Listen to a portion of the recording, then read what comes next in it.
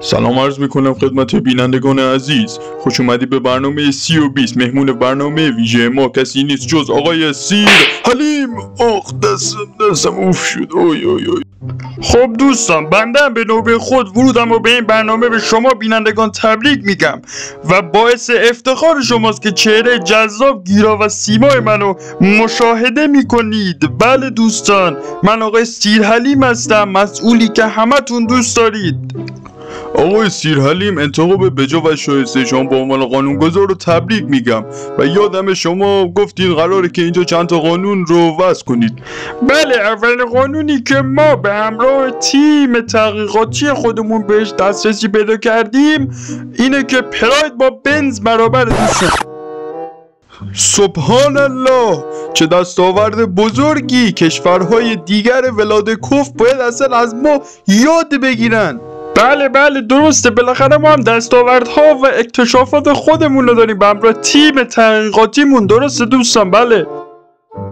آقای سیر حلیم، نظر شما در مورد تابستون چیه؟ به نظرتون هوا زیادی گرم نیست؟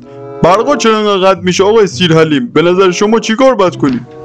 در این مقبولا ما بخوایم صحبت کنیم، یه قانونی همین الان وضع کردیم که پدرها میتونن بچهای خودشون رو با خود روشنگر کولر بکشن.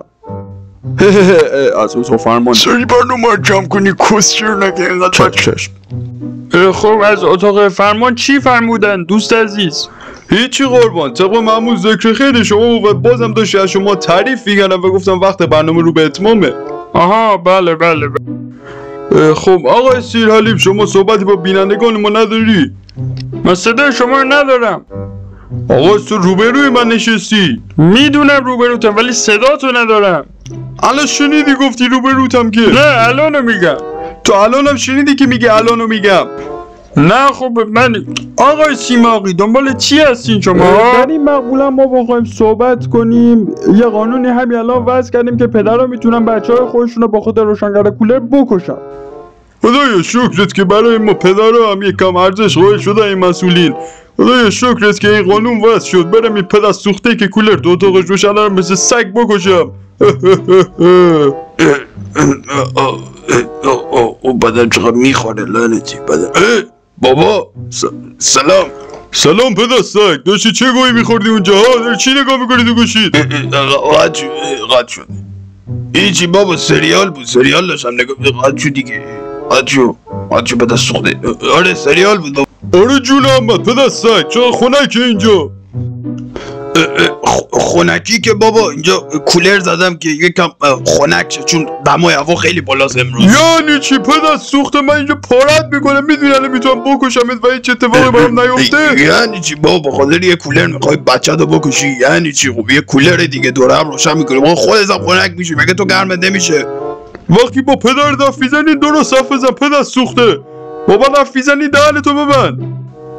خب بابا من که چیز بدی نگفتم الکی ناراحت میشی. یعنی چی؟ اصلا من تو رو به مبارزه دعوت میکنم برای بقا و کولر روشن کردن. بچه این بدترین تصمیمی بود که تو زندگیت گرفتی، کار تمومه. I'm ready for this fight.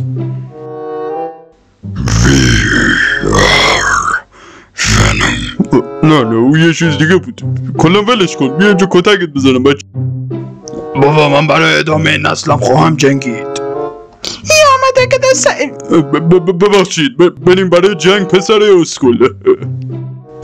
بابا این تبر یکم برام سنگینه لعنتی، اون شمشیر سبکتره.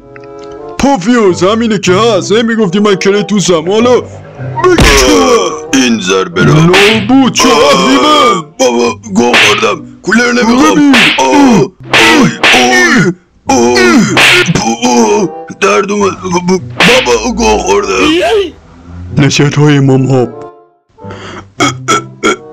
پدر این رفتار شایسته تو نبود، باید این میله رو میکردی تو کول.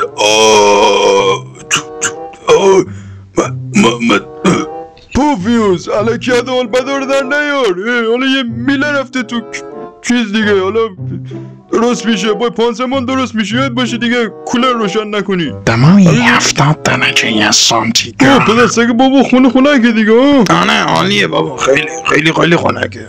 خب خدا رو شکر از من راضی هستی پسرم. درود بر دموکراسی. آره عاشقتم پسر، کم خرج شدی جدیدن. خب خوبه که امروز خنکه اما فقط 70 درجه. بره